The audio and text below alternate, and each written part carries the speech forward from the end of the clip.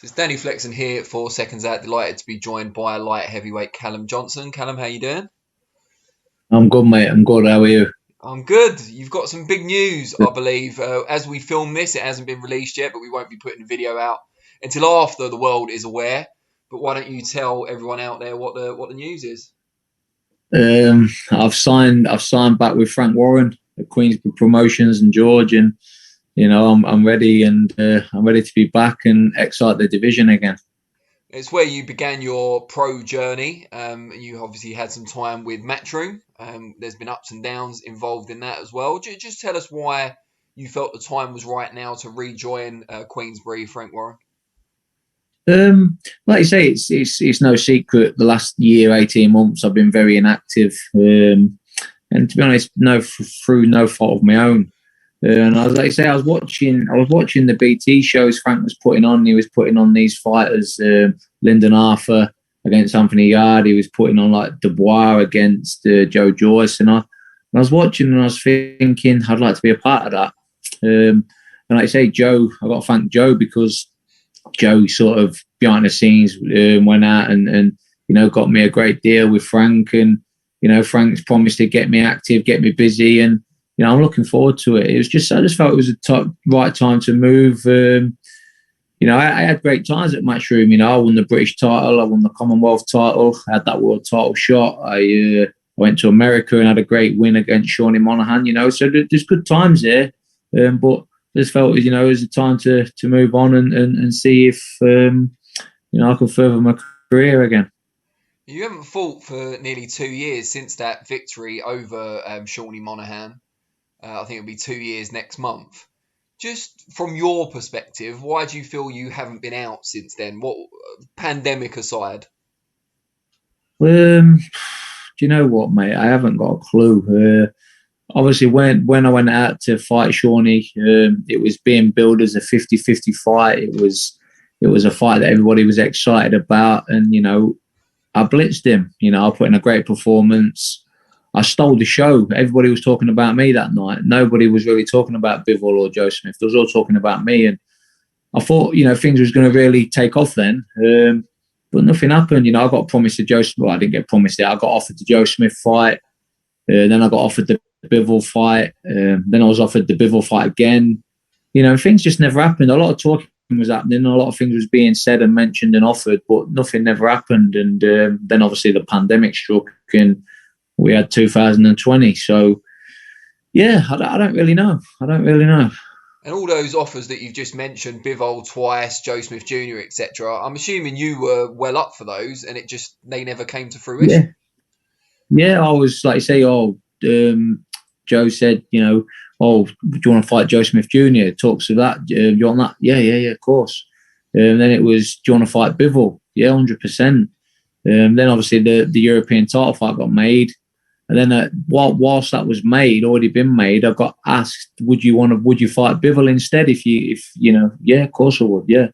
Then, I never heard anything back.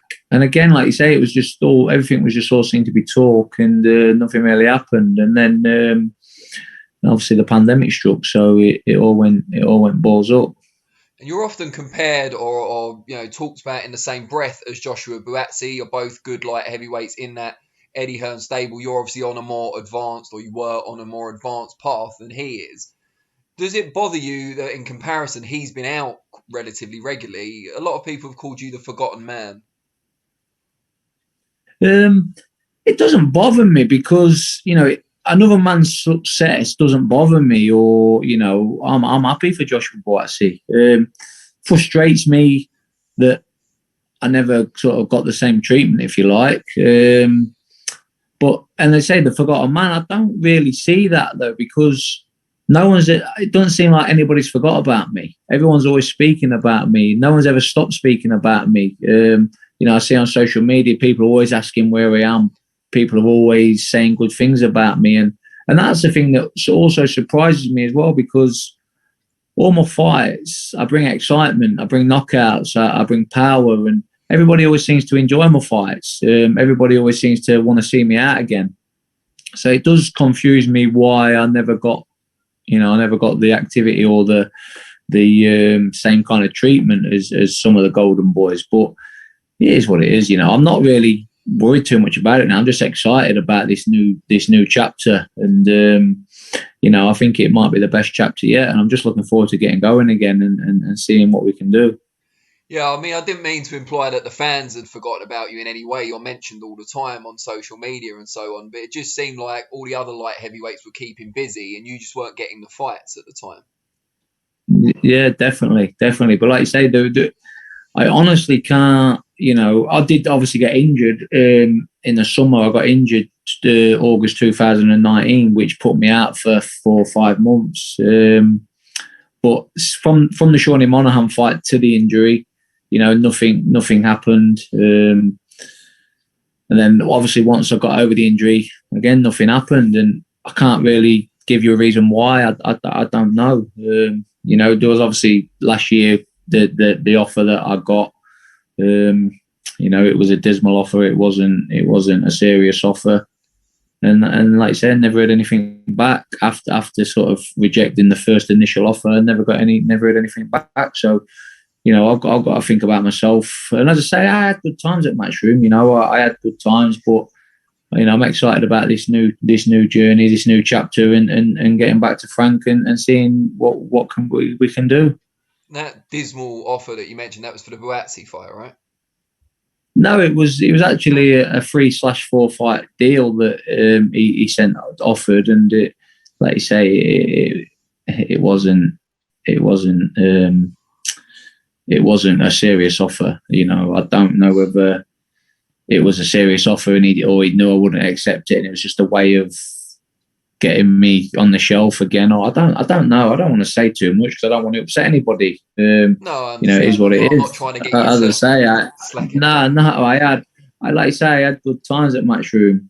I've got good memories and had some great fights there, and I won titles there, and we've got some good experiences. And but like I say, I just felt it was the right time. It was obviously the right time to move on, and Joe has got me a great deal with Frank, and Frank's Frank's delivered big opportunities for people before in the past, and I'm sure he can do it for me. I've just got to keep winning when he gets me out, and I've got to thank George and Frank Joe for working together and getting.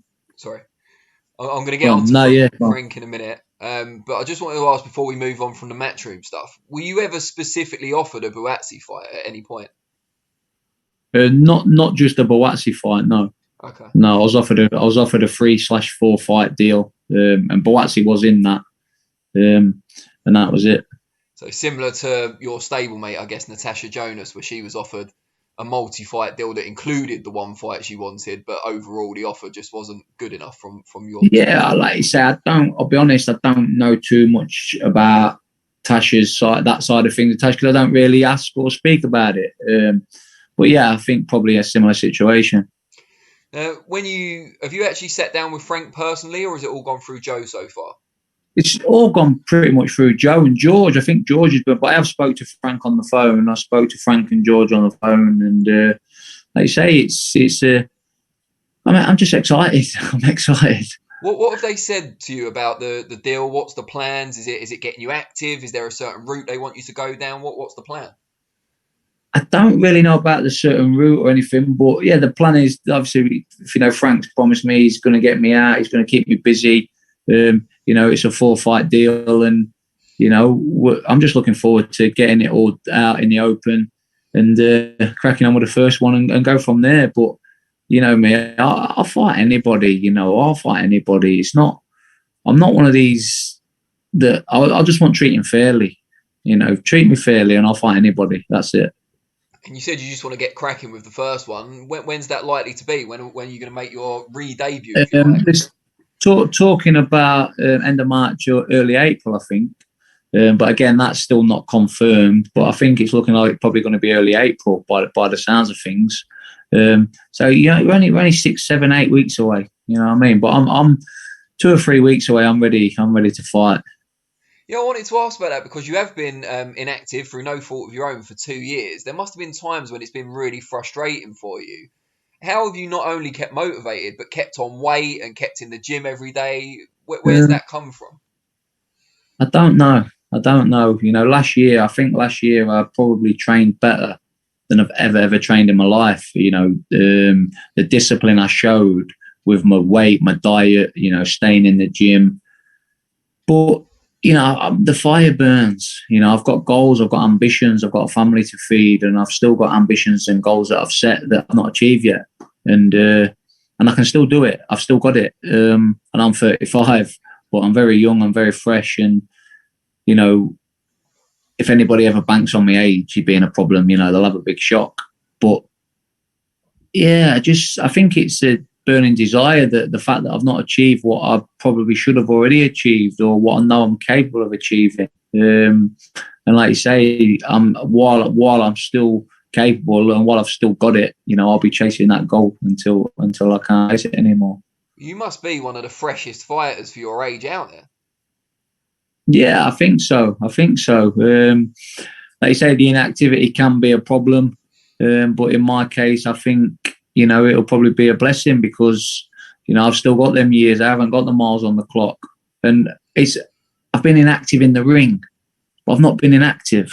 It's not like I've been sat in the settee watching telly, you know, getting fat. I've been active. I've been in the gym. I've been sparring. I've been on my weight. You know, I've kept my weight for the last like 12 months. I've been like sort of 5-6 pounds from my weight, you know. So it's, you know, I'm fresh, and I've just lived an athlete's life, and I've done that pretty much all my life. So it's not like I've abused my body. I've never been a partier. I've never been a drinker. You know, I've never taken drugs. You know, so I'm fresh. I really am fresh. And you look at fighters this day and age. You look at Golovkin, he's 39. You look at Manny Pacquiao at the minute, and I'm not comparing myself to Manny Pacquiao, but on the age thing, you know, I'm still young if you look at them kind of guys. Well, even Terence Crawford's 33, I think. I'm not sure, but like saying, they've had, not only have they the age, they've had busy a lot of amount. Like Manny Pacquiao, he had 50, 60 fights. Some hard fights. You know, there's plenty of miles on his clock. So you know, I think I'm good to go for a few years yet. Yeah, 100%. You said you were watching some of the shows that Frank and BT were doing, like Yard Arthur and Dubois Joyce, and you fancied a bit of that. What was it about those shows, or the build-up, or whatever it was, that impressed you and that made you kind of want to take part? Just like you say, he talks about making big fights, and he makes them. He seems to make them. He doesn't seem to like talk too much, and the fights never get made. He just makes them, and like you say, everything about the BT Sport production, everything I liked, and you know, it was just I thought it was just time I needed to move on and you know, create some kind of excitement, a different path to try and get to the end goal, and that's what we've done. Is there also an element as well that moving over to BT and Frank, they've got a very deep stable, but it's largely heavy with prospects at the moment. They've got the best kind of young up-and-comers in the country. But you can instantly walk into that group and be one of their top stars. Yeah, maybe. I don't sort of see myself as a star or anything like that. But yeah, I mean, but you're a world level fighter, and they haven't. Yeah, I'm a world level fighter. I'm a world level fighter. I believe I'm number one in Britain. I think most people believe that, even with the inactivity. So, you know, yeah, we can go straight in and be one of a big name. Like you say, I'm a big name in British boxing, and even in America, people know about me in America. I've gone over there twice, and the 2 times I've gone over there, I've excited people, and people have left the arena speaking about me. Even in my defeat, people were speaking about me. You know, so I've left an impression over the other side of the pond as well. So like you say, but when you talk about that, it's baffling why I've not had the opportunities. But you know, I think they're going to come now, and it'll be an exciting few years. Did you speak to anyone at Matchroom before you agreed to deal with Frank, just to let them know what was coming, that you weren't coming back? No, because I was never a Matchroom fighter anyway. As Eddie put that out himself on social media, you know, he had no obligations to work with me. I wasn't a Matchroom fighter, so he kind of made his feelings open with a certain few comments. So it's like, No, not really. We just cracked on with our own career. The last thing I heard, he wasn't working with Joe Gallagher, and he had no obligation to work with me. So, that kind of said it all anyway. Is it nice, I suppose, after all this time to feel appreciated again? I know you've only spoken to Frank on the phone, but they clearly want you. They've offered you a long-term deal. They obviously want to make you a focal point of what they're doing. Yeah, of course, it is nice, and it's nice because they're interested. They see me as a big name in British boxing, which I think I am, and like you say, it's just it's nice to be sort of wanted again, if you like. This feels like their biggest signing since Josh Warrington went from Matchroom to them the first time. It seems like a big deal. It's exciting. It's exciting. I'm looking forward to it being announced and seeing what buzz it creates. And like I say, I think it's probably going to go off when it all gets announced. And I'm looking forward to it. Who in particular would you like? I know you said you will fight anyone. There's no doubt about that. But who would you like to fight? Just any of the world champions? Obviously, Joe Smith, the WBO. That would be the. I think probably the best route with Frank with the WBO. Joe Smith, the fight excites me with Joe Smith. People talk about it all the time. He hasn't won it yet. If he wins it, yeah. No, if he wins it. Don't jinx it.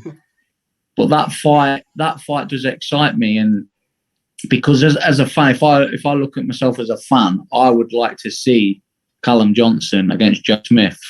I think that would be like a fan favourite fight. So it'd be nice to be a part of it.